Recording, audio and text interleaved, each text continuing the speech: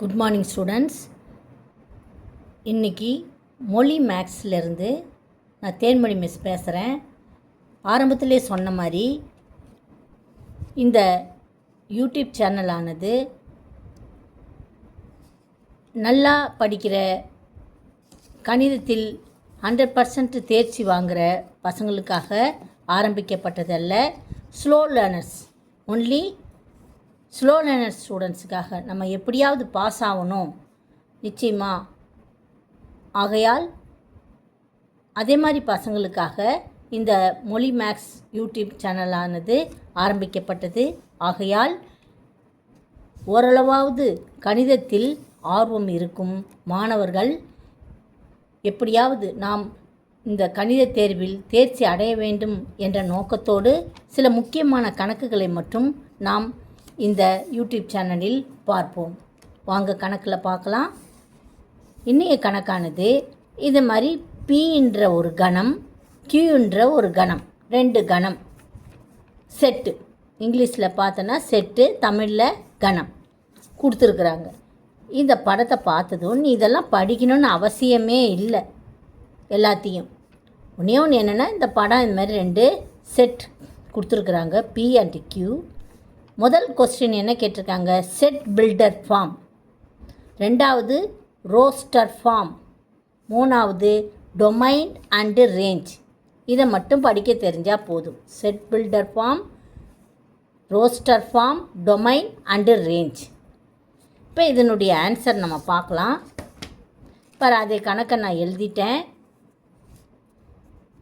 முதல்ல set builder form.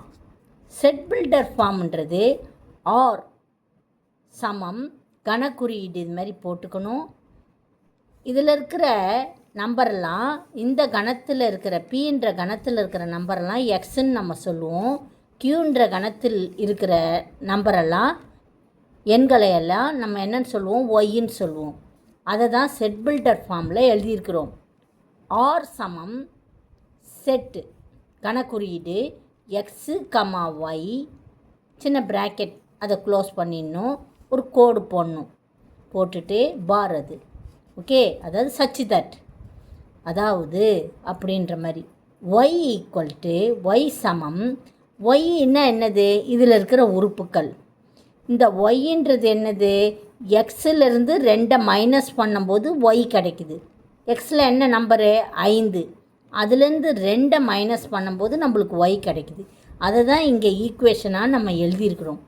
Y சமம் X minus 2. X இருக்கிற இடத்துல 5 போட்டோன்னா 5 மைனஸ் 2 3. அடுத்த நம்பர் பாரு, இங்கே என்ன இருக்குது? 6. 6லேருந்து 2 கழிச்சா என்ன கிடைக்குது? 4.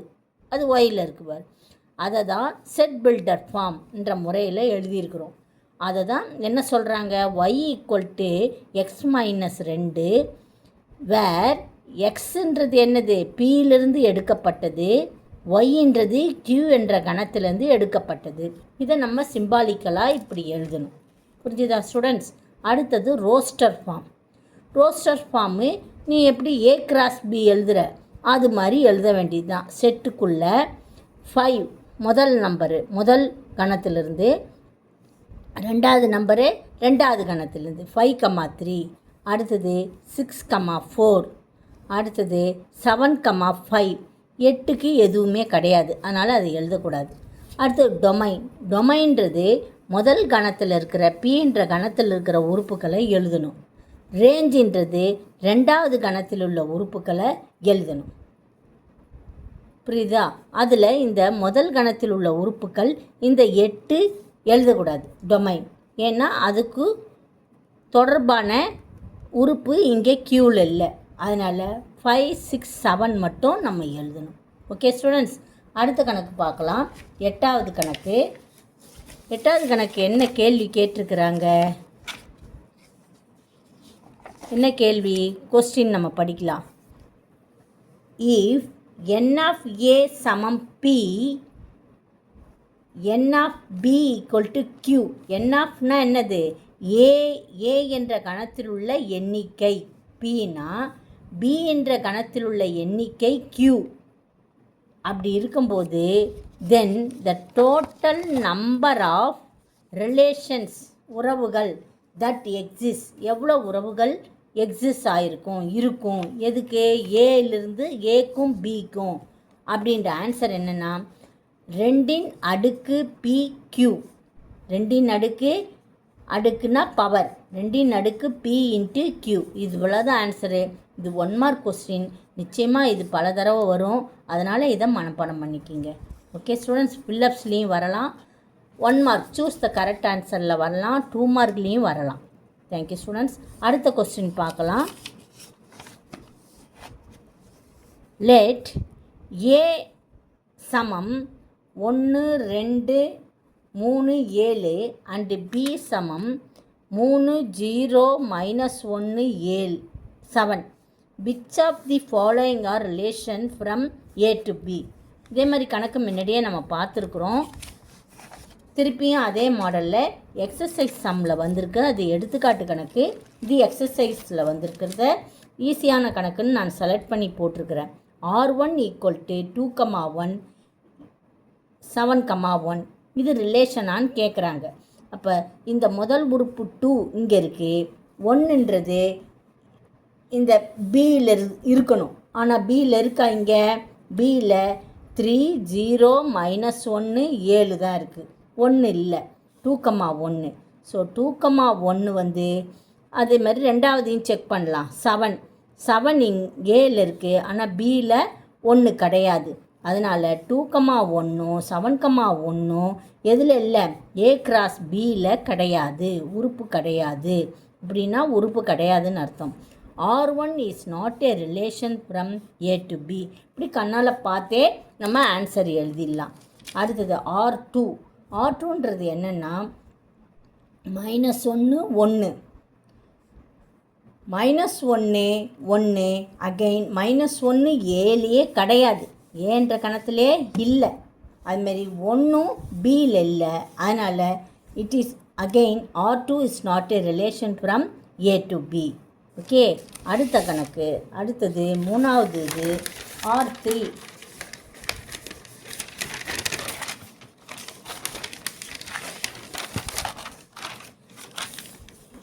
R3ன்றது என்னது?